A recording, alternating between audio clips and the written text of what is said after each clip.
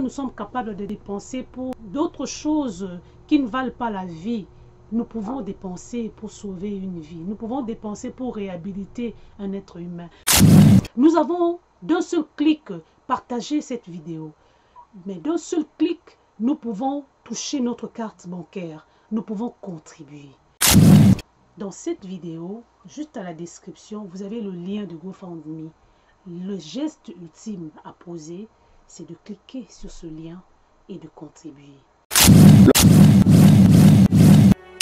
Fidèles téléspectateurs de MIF Groupe Le Rocher, bienvenue dans votre chaîne. Aujourd'hui, nous venons vers vous pour que nous puissions mettre les points sur les i et les j au sujet de notre sœur Mireille. Vous avez vu la vidéo qui a circulé dans les réseaux sociaux. Nous avons voulu attendre que la vague puisse passer et que la tempête puisse s'apaiser parce que nous aimons venir vers vous avec des informations à la source. Nous sommes venus vers vous avec la famille directe de Mireille, en la personne de sa sœur Christine. Et puis Christine est très épuisée. Elle revient de l'hôpital en ce moment où on se parle parce qu'elle doit continuer à faire le suivi avec le dossier de Mireille. Suivez donc cette vidéo qui a été virale dans les réseaux sociaux avant que nous puissions poursuivre.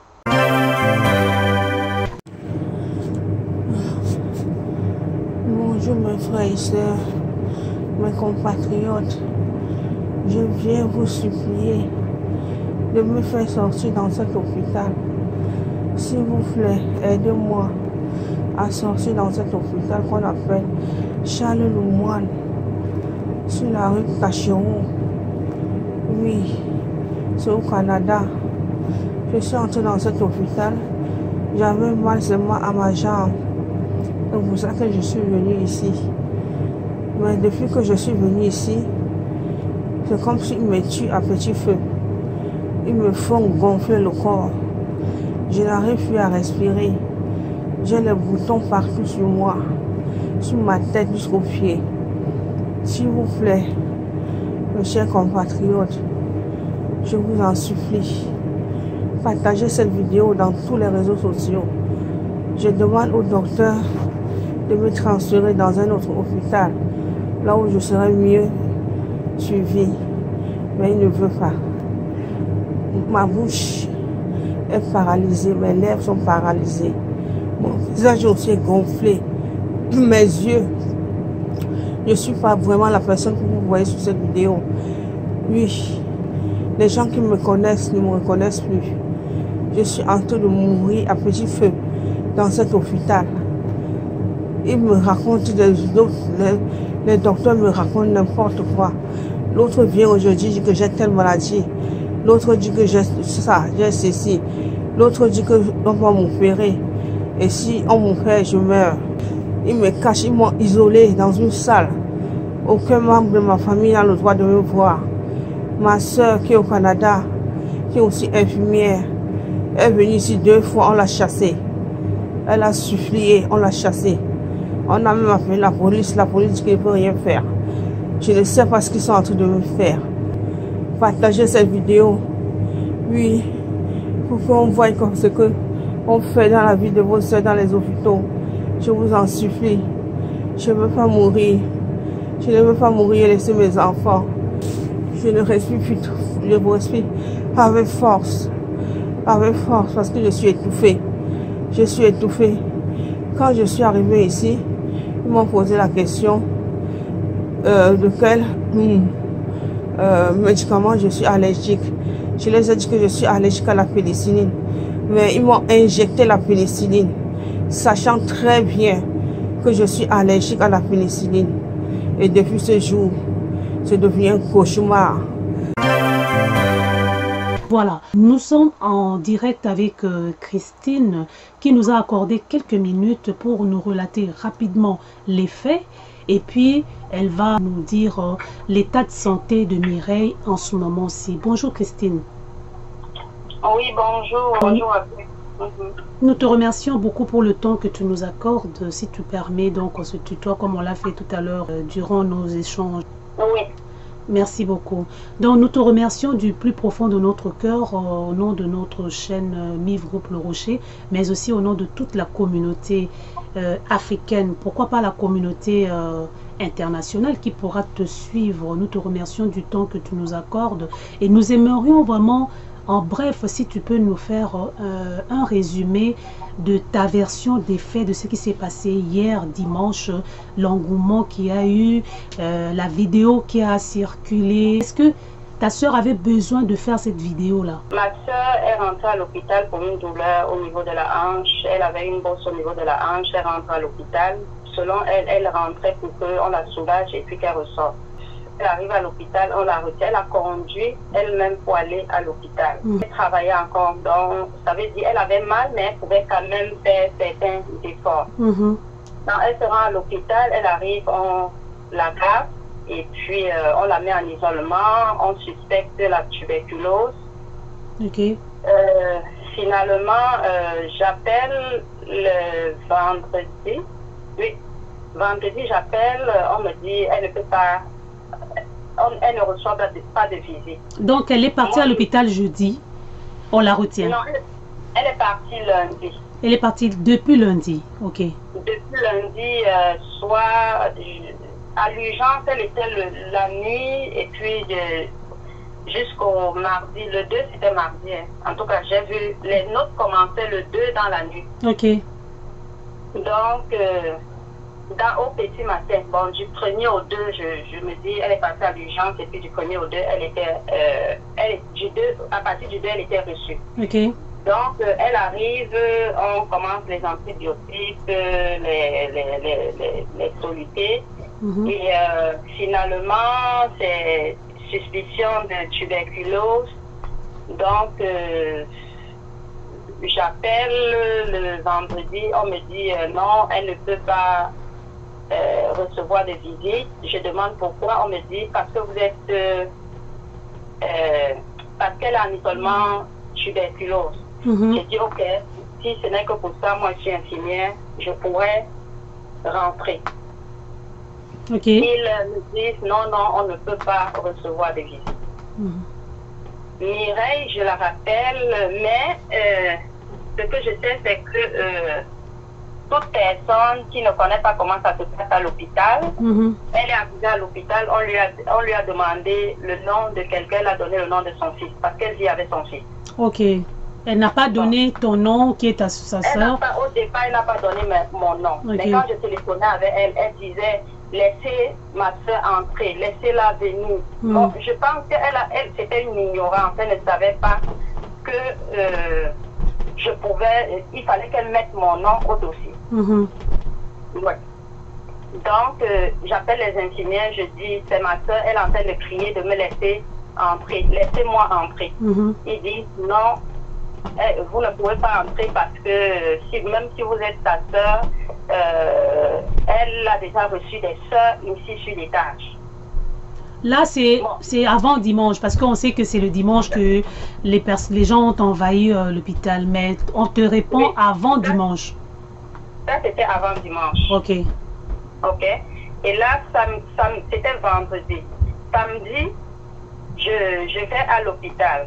Ok. Je veux rentrer, on me dit, vous ne pouvez pas monter, parce que ils ne me disent toujours pas qu'elle n'a pas donné mon nom. Ok. Parce que normalement, quand quelqu'un arrive à l'hôpital, si on voit que la personne parle pour de quelqu'un, on peut proposer, est-ce qu'on la met au dossier? Surtout que j'étais sa soeur. Donc, selon ma soeur, elle se disait qu'on va me laisser entrer, même si elle n'a pas donné mon nom. C'est après que je me suis rendu compte, j'ai dit, ok, Mireille demande au médecin de me rajouter dans le dossier comme personne ressource. Et même au moment où elle a accepté de le faire, elle a fait, je pense, c'était samedi, et dimanche matin. Oui, elle a fait dimanche matin. Mais Mireille était dans une situation d'urgence. De toutes les façons, il fallait aviser la famille. Donc, ils appellent... excusez-moi, j'ai beaucoup d'émotions. On te comprend. Donc samedi, je tombe sur une infirmière assistante qui me dit vous pouvez venir, elle est en train de crier parce qu'elle criait, disait laissez ma soeur entrer, je veux qu'elle vienne, je suis en train de grossir, je ne comprends pas pourquoi on me met toute cette solitude, je grossis, j'ai des problèmes à respirer, sauvez-moi, viens me sortir d'ici. Là, j'appelle l'infirmière, je lui dis voilà, moi, est-ce que je viens, vous me permettez de venir?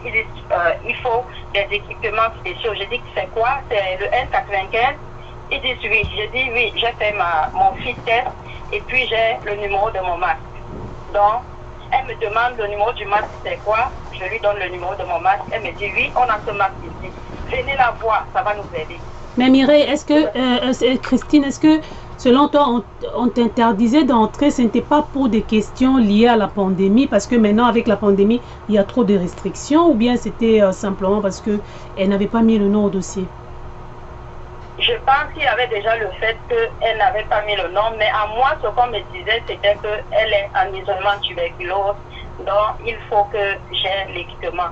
Okay. Dès lors que j'ai fait savoir que j'avais l'équipement, ils m'ont demandé de venir. Okay. Je n'ai pas les noms parce que je n'ai pas demandé les noms. J'étais comme il fallait que je cours pour aller rejoindre ma soeur. Okay.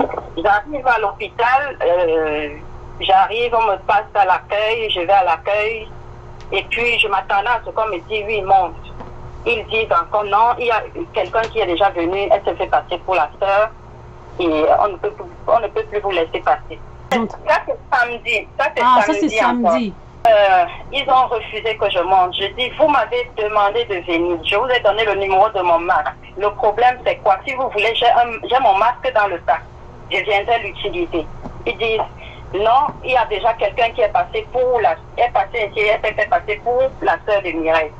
Je vous dis, depuis aujourd'hui, je vous donne mon nom et je vous dis que je suis infirmière. Il me dit, celle qui est passée ne savait même pas mettre le masque. Je dis, est-ce que vous voyez maintenant que ce n'était pas la sœur, parce que la sœur est infirmière. Il n'est pas question qu'elle arrive et elle ne sait pas mettre le masque. Donc, vous devez avoir comme une cloche d'alarme que ce n'est pas la bonne personne. Ouais. J'ai dit, laissez-moi maintenant entrer parce que je suis la bonne personne. Si vous voulez vous vérifier mes pièces d'identité, vous allez voir le nom qui est le même nom que le nom de Mireille, le nom de famille. Finalement, il me raccroche même au téléphone. Je rappelle avec un autre numéro de téléphone. J'ai une jeune infirmière au téléphone qui me dit, oh, l'assistante s'est levée, il était 19h30. L'assistante s'est levée, je ne peux rien faire parce que là, il faut attendre qu'elle revienne dans 15 minutes. Dans 15 minutes, là, c'était 19h45. Et je suis allée rapidement prendre le fils parce que on commençait à parler de haut service social, machin. Je suis allée prendre le fils pour que le fils me rejoigne à la maison. Ok. Donc, je ne pourrais plus rester attendre l'assistant parce que si elle attendait même le couvre-feu, je ne pouvais plus rentrer. Donc, je suis rentrée chez moi. Dimanche matin maintenant, je suis rentrée vraiment très déçue. Dimanche matin, ma soeur a essayé même d'appeler la police. Moi aussi, j'ai appelé la police, mais la police ne pouvait rien faire. Ils ont demandé qu'on arrange avec les infirmières. Est-ce que la police est arrivée quand même? Pardon? La police est arrivée sur les lieux ou bien vous a répondu par téléphone qu'elle ne pouvait rien faire? Mais la police a dit que ce n'est pas de leur ressort de traiter des cas comme ça. Donc, il fallait que ce soit les infirmières qui nous laissent entrer. Donc, on était comme on ne savait plus quoi faire. C'est pourquoi je suis retournée toute triste à la maison et puis dimanche matin, je me lève maintenant, je trouve la vidéo que ma soeur a tournée parce qu'elle en avait marre. Elle avait le l'œdème. Ma soeur me dit, elle est arrivée à l'hôpital 3 jours après. Il y a une infirmière qui est venue lui dire que le soluté qu'on te donne là, ça te fait beaucoup enfler. Tu es allergique à quoi? Elle dit à la pénicilline. L'infirmière arrête le soluté. Donc, oui, c'est là où elle a vraiment paniqué. Parce que cet hôpital sait qu'elle est allergique à la pénicilline. Je ne sais pas ce qu'elle a reçu, mais moi, elle me dit qu'elle a reçu la pénicilline. Donc, déjà là, elle panique. C'est là où l'œdème, pour elle, l'œdème est parti de là. De ce que elle faisait une allergie. Pour elle, c'est l'allergie qu'elle faisait qui a causé l'œdème. Elle avait des boutons sur la peau et partout. Ok. Et elle a gonflé. Elle dit qu'elle a gonflé. Oui, elle a vraiment gonflé. Ouais. Oui. Donc, finalement, on se rend le dimanche. Je me lève très tôt. Je lui demande comment tu as dormi. Elle dit dans la nuit, j'ai la difficulté à respirer. Je ne sais pas ce que ces gens... J'ai une douleur atroce qu'on n'a jamais soulagée. Je ne sais pas ce que ces gens sont en train de faire avec moi. Et elle avait cette douleur à quel niveau? Pardon? La douleur atroce qu'elle avait, c'était à quel niveau? Au niveau, elle est entrée à l'hôpital avec une douleur au niveau de la hanche. Ok. Donc, selon elle, la douleur n'a jamais été vraiment soulagée. Ok. Oui. Donc, dimanche, maintenant, elle a mis sur les réseaux sociaux, elle a fait la vidéo qu'elle a fait circuler sur les réseaux sociaux. Moi, quand j'ai vu la vidéo, ça m'a vraiment alarmée. J'étais comme, waouh, voilà quelqu'un qui est à l'hôpital, elle crie au secours. Moi, je suis là, on ne peut pas m'écouter et tout. C'est là où j'ai communiqué avec l'association des infirmières. J'ai dit, ceux qui veulent me rejoindre à l'hôpital, on se retrouve à 14 h devant l'urgence. Parce que moi, j'ai comme l'impression que si je vais seule, on ne va pas me laisser entrer. Okay. Et c'est comme ça qu'on s'est mobilisé et finalement, ça a marché. Je suis montée à l'étage. Et puis, j'arrive à l'étage.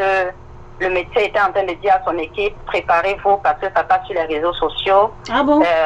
Oui, il faut qu'on se prépare à démentir ce que la patiente est en train de dire. Ah bon? Et puis, quand il se retourne, je dis, je me présente, je dis, c'est moi Christine, la sœur.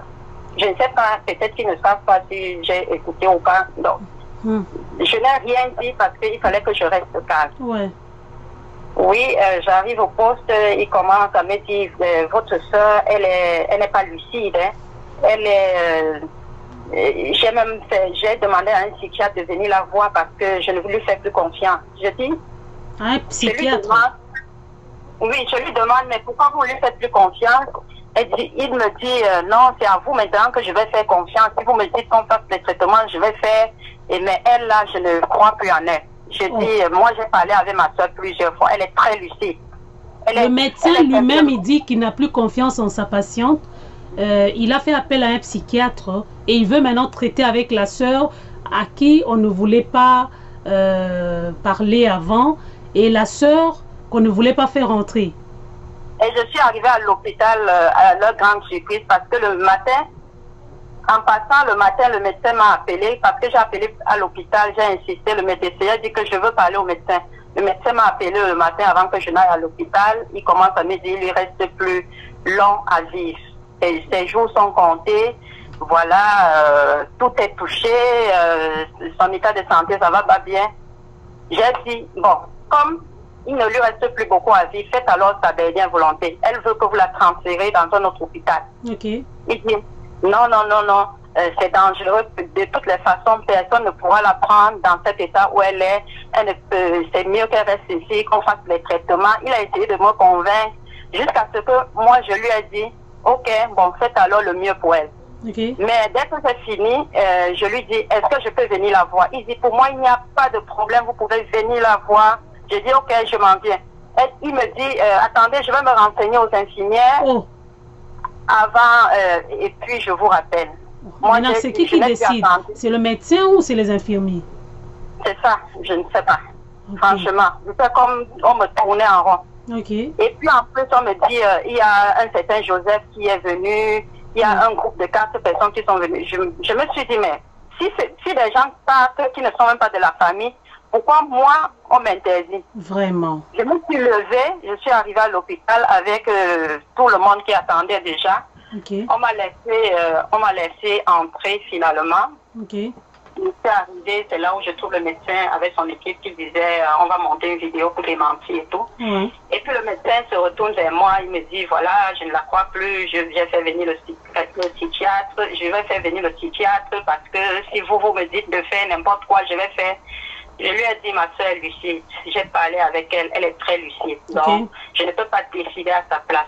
Elle, ce qu'elle veut, c'est qu'on la transfère. Et de toute façon, vous dites qu'il lui reste plus grand temps à vivre. Donc, c'est mieux de la transférer. Elle a le choix de décider là où elle veut partir. Okay. Hein? Donc, laissez-la partir.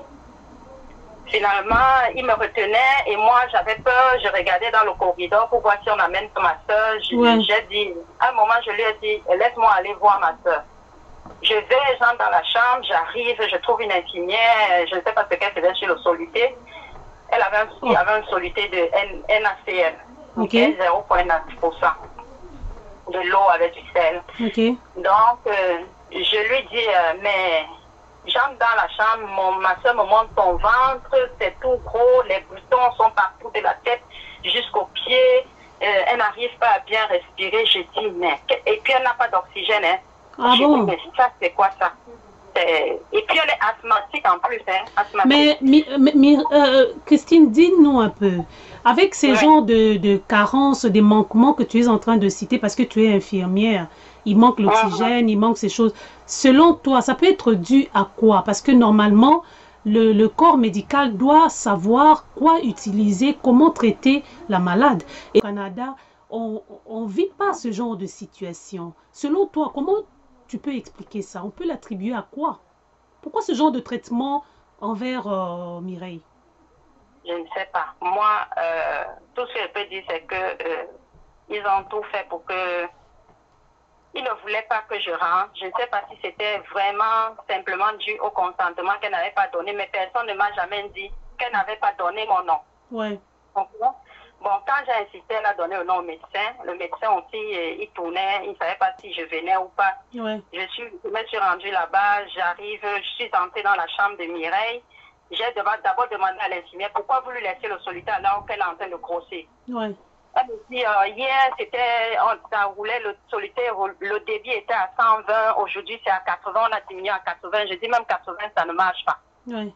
Pourquoi vous lui mettez ça? Et puis je lui dis, pourquoi les boutons sur la peau? Pourquoi vous ne lui donnez pas quelque chose pour enlever le liquide? Et elle a donné quelle réponse? Elle est sortie en courant, elle dit, c'est le médecin qui sait.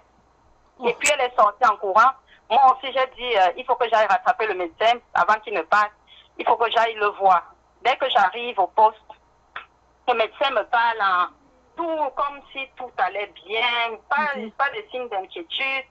Il me dit, voilà, Mireille, je pense que le soluté, on va l'arrêter maintenant et on va lui donner, je vais faire une prescription du Lasix. Donc le Lasix, c'est le médicament qui aide à enlever le liquide du corps. Je vais lui faire une prescription et on va aller lui donner ça maintenant. Okay.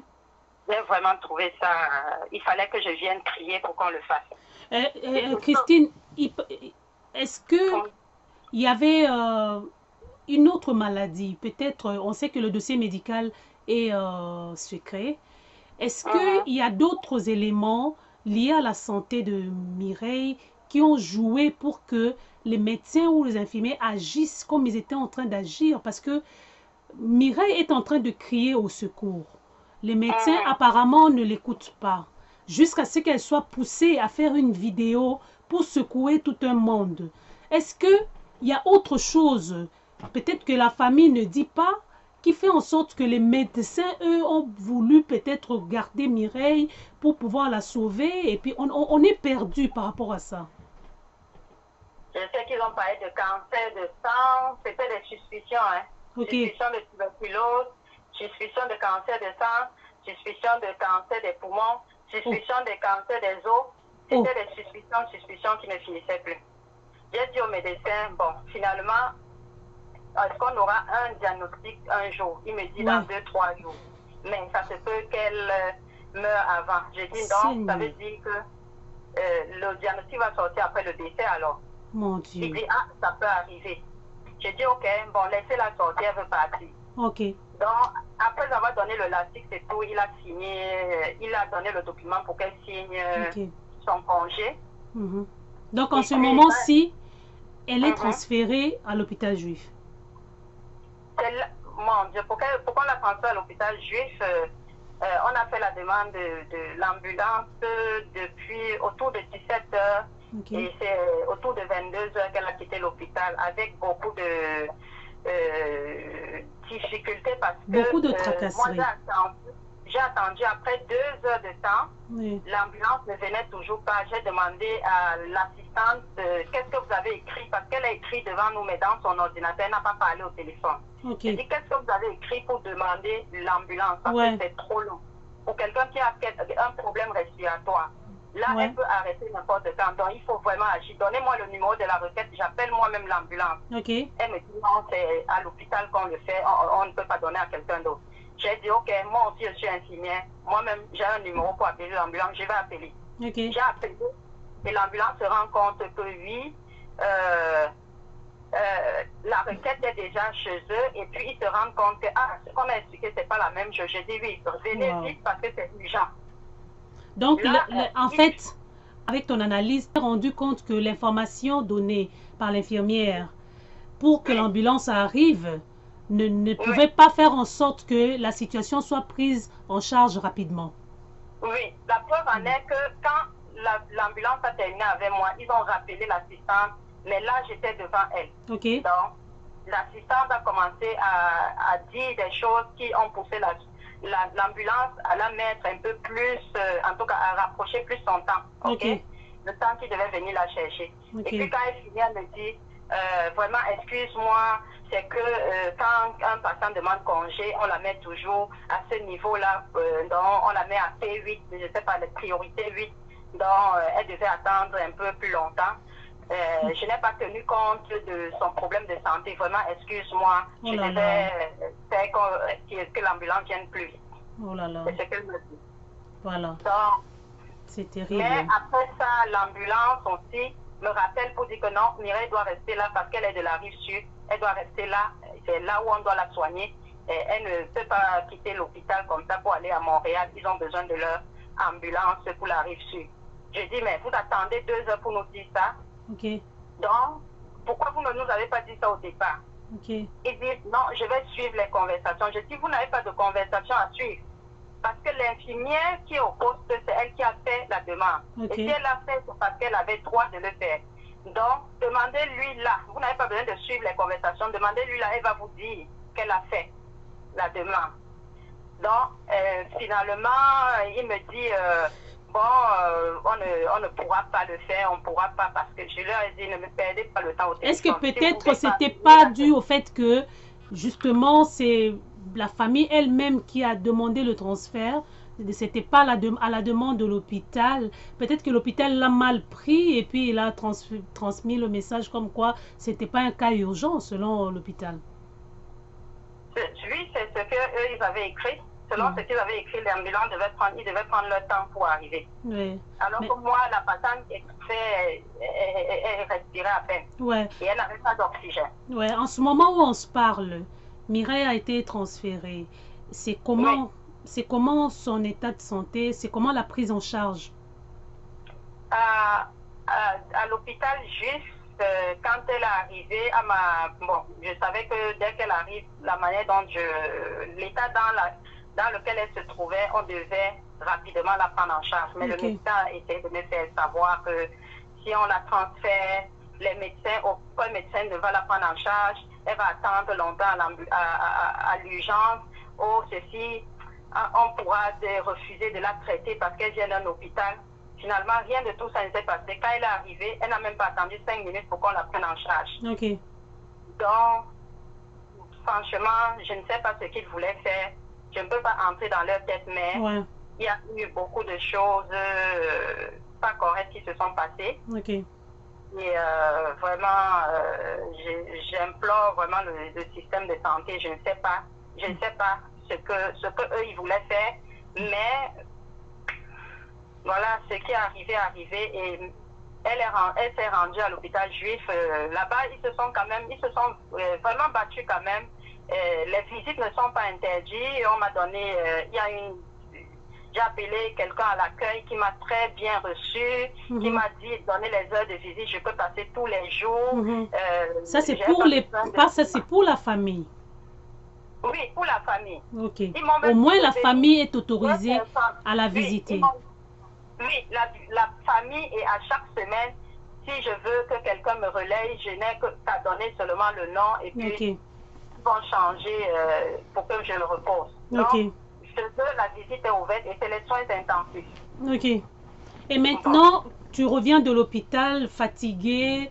La journée d'hier aussi n'a pas été facile. Avant la journée d'hier, tu as vécu des situations très pénibles. Pas seulement toi, toute la famille avec Mireille. Présentement, c'est comment son état de santé? Quand je suis arrivée à l'hôpital juif, je viens de l'hôpital et on m'a dit que au niveau de son ventre, parce que son ventre a grossi. Et quand je suis entrée à l'hôpital Charlemagne, la première chose qu'elle m'a montré, c'était son ventre qui avait grossi. Ouais. Donc, ça devrait être dû aux solutés qu'on lui a ingurgitées et toutes les choses qu'on lui a mises à Charlemagne.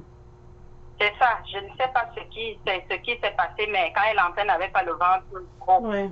Ouais. Donc, finalement, à l'hôpital juif, ils étaient vraiment... Moi, j'ai vu des médecins inquiets, les infirmières qui se battaient. Moi, j'ai vu vraiment une différence dans l'attitude. Ok. Et ça, là, vraiment, j'ai apprécié. Ils m'ont dit, franchement, on va faire tout ce qu'on peut. On a essayé de la booster, on a essayé de faire toutes choses. Elle est arrivée en hypoglycémie. On a essayé de renverser. Et maintenant, on la booste, la pression est basse, on la booste pour remonter un peu la pression. Et au niveau du ventre, son ventre là nous inquiète parce que la circulation ne se fait pas bien. Il y a eu élévation de lactate au niveau du ventre là, il y a eu beaucoup de manque d'oxygène au niveau des intestins là. Ok. Parce qu'il faut dire quand même qu'elle est entrée à l'hôpital depuis lundi jusqu'à dimanche sans qu'il n'y ait aucun changement dans sa situation. Ça s'empire, ça s'empire. Ouais.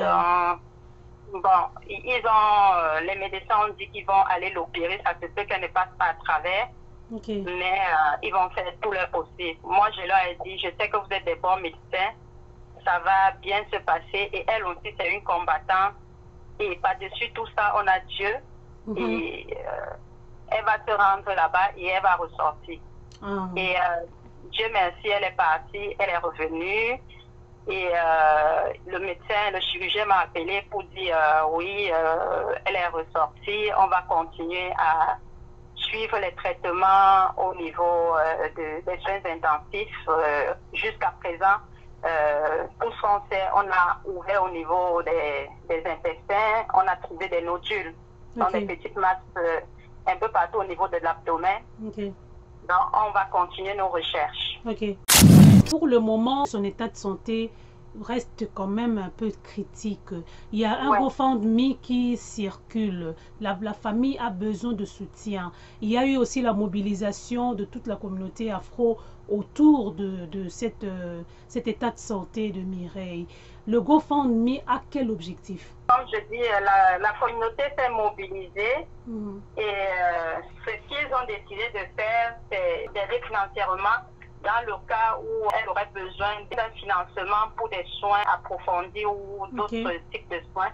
Et puis par rapport aussi au fait qu'il y a eu quand même dommages liés à sa santé, est-ce que vous pensez, vous en tant que famille ou bien la communauté pense qu'il faudra aussi avoir un soutien juridique pour qu'on puisse rétablir Mireille dans ses droits? Oui, parce que je ne sais pas, voici quelque chose qui m'a vraiment marqué. Ma soeur dit, cet hôpital-là, c'est la 3e fois que je vais là-bas et ils savent que je suis allergique à la pénicilline. Je ne sais pas si ce qui s'est passé, mais elle dit, j'ai reçu quelque chose où il y avait la pénicilline. Et c'est là où mon corps a réagi. Où j'ai grossi, je ne respirais plus bien, j'avais les boutons partout. Et ça, c'est le signe de... Et malgré ça, on ne coupait pas toujours ce soluté-là où on a injecté la pénicilline. Oui, et l'infirmière a arrêté le soluté et elle a fait sa note pour dire la patiente est allergique à la pénicilline. Et arrêtons, et elle a donné le nom d'un antibiotique. Arrêtons cela. Donc, ils ont arrêté, il y a quelque chose. Je demande au médecin, est-ce que vous avez donné la pénicilline à ma soeur? Ils disent, non, on n'a jamais rien donné. Je dis, elle a fait une réaction. Ils disent, non. Mais quand je lis le dossier, je vois qu'ils ont donné des médicaments pour l'allergie. Donc, il y a une contradiction entre les propos du médecin et les notes dans son dossier. Oui. Ouais. Donc, ça veut dire que, notamment, le GoFundMe a sa raison d'être, c'est-à-dire un soutien financier à Mireille au cas où elle a besoin de soins qui vont au-delà de ses moyens, mais aussi de l'accompagnement juridique pour ce dossier qui semble vraiment être très crucial. Mireille, Christine, nous savons que nous t'avons prise un peu à pied levé. Tu as accepté quand même de nous accorder cette interview avec ta version des faits qui est très pertinente parce que pour nous, c'était très important que nous allions chercher l'information à la source. Donc, pour cette raison, nous te remercions vraiment. Est-ce que tu as quelque chose à ajouter avant que nous puissions te libérer? Ok, je voulais juste dire que Mireille a toujours été quelqu'un de très sociable, vraiment une battante dans la vie, quelqu'un qui a toujours cru que malgré tout ce qui se passe dans la vie, elle peut toujours aller de l'avant. Donc, très sociable, très dynamique, c'est une mère de 3 enfants. Elle a une fille au Cameroun, un fils en Allemagne et elle avait un fils avec elle ici. Donc, vraiment, pour tous ceux qui pensent bien la célébrer, vraiment, c'est le moment de faire un geste. On a lancé un GoFundMe. On a une amie qui a proposé qu'on le fasse. Donc, je remercie vraiment tout ce que vous faites, tout ce que la communauté africaine est en train de faire actuellement.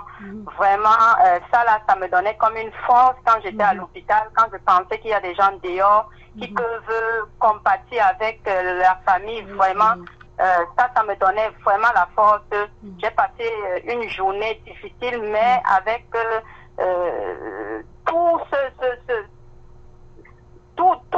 gens que je pensais être dehors en train de lutter pour la cause de ma soeur, qui est notre soeur aujourd'hui. Vraiment, je ne peux que vous dire merci et que Dieu vous bénisse. Merci beaucoup, Christine. Nous te remercions aussi énormément. La journée d'hier, comme je le disais, a été très, très demandante. Malgré ça, aujourd'hui, tu as quand même pris la peine de répondre au téléphone et de rassurer cette communauté qui t'écoute. Nous te disons merci vraiment. Et nous aussi, ici, toute l'équipe de MIV Groupe Le Rocher, nous vous remercions, mais nous voulons marteler sur cette demande de pouvoir mettre la main dans nos poches et faire sortir ne fût-ce que un 5 $, un 10 $, un 20 $, un 30 $, un 40 $, un 50 $. Pourquoi pas 100, 200, 300 quand nous sommes capables de dépenser pour d'autres choses qui ne valent pas la vie? Nous pouvons dépenser pour sauver une vie. Nous pouvons dépenser pour réhabiliter un être humain. Nous pouvons dépenser pour rendre quelqu'un dans ses droits. Donc, nous avons été nombreux à avoir partagé la vidéo de la détresse de Mireille. Quand je regarde ce genre d'engouement que nous avons, ce genre d'émotion que nous avons, c'est très touchant. Maintenant, nous sommes rendus au moment où nous arrivons, nous ternissons l'élan de cœur que nous avons, alors que c'est le contraire qui doit se produire. C'est le moment où maintenant nous devons passer à l'acte, où nous devons agir.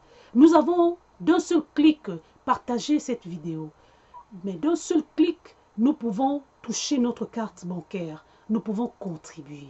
Si nous sommes 10 000 personnes à pouvoir contribuer, Mireille va rapidement retrouver sa santé, parce que la santé, c'est aussi l'argent. Quand on n'a pas tous ces moyens, comment on se remet debout? Peuple africain, ma communauté, dignes filles et fils d'Afrique, nous devons passer à une autre étape. Nous devons passer à l'étape où nous devons agir. Les émotions, nous en avons. Les sit-ins, nous en avons fait. Les manifestations, nous en faisons. Rester à l'écoute, nous avons écouté. C'est le moment où maintenant nous devons nous décider en disant, nous voulons aller jusqu'au bout pour que notre sœur se sente mieux. Elle a besoin maintenant d'argent, elle a besoin d'aide. Le GoFundMe circule. Donc, dans cette vidéo, juste à la description, vous avez le lien de GoFundMe. Le geste ultime à poser, c'est de cliquer sur ce lien et de contribuer. C'est là où nous démontrons aux yeux du monde entier notre réelle solidarité. Ce n'est pas juste dans le partage d'une vidéo, mais c'est dans le fait où nous devons aller toucher notre poche pour faire interpeller notre cœur, pour faire interpeller notre conscience.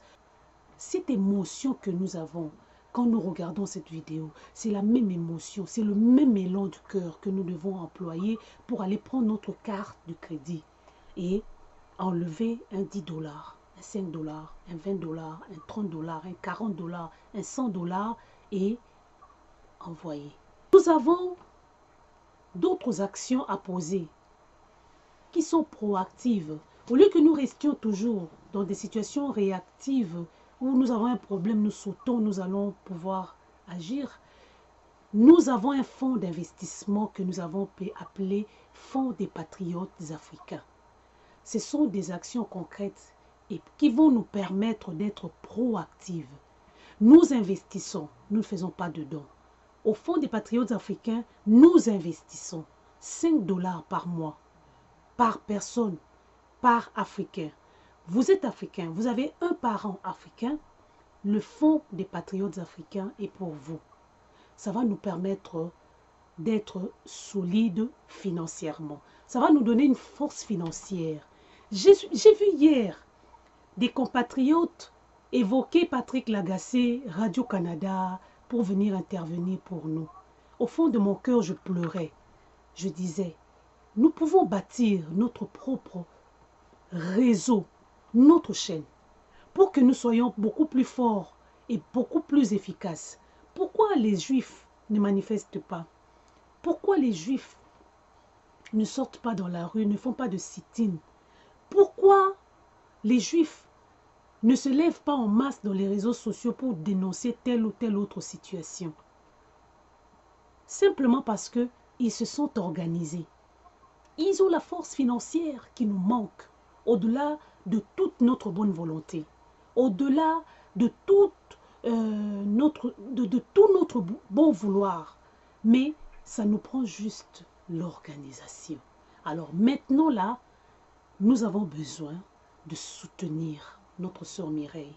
Nous avons écouté Christine qui nous a relaté les faits. Et là, nous ne sommes pas allés les ramasser par-ci, par-là.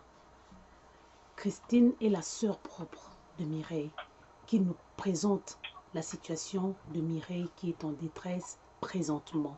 De la même manière que nous avons manifesté l'élan de notre cœur, manifestons cet élan dans le concret et contribuons pour que Mireille se sente mieux. Merci au préalable à vous tous qui allez mettre la main dans la pâte. Vous allez toucher vos poches pour que tout ce que vous avez fourni comme effort puisse porter du fruit. Et que demain, nous puissions regarder Mireille en disant, nous avons la fierté de voir notre sœur se relever aujourd'hui grâce à sa communauté. C'est sur cette note que nous mettons fin à notre émission et nous demandons de rester branchés sur notre chaîne qui est une chaîne de conscientisation, de sensibilisation et d'éducation. Nous allons aussi aborder des thèmes d'éducation citoyenne.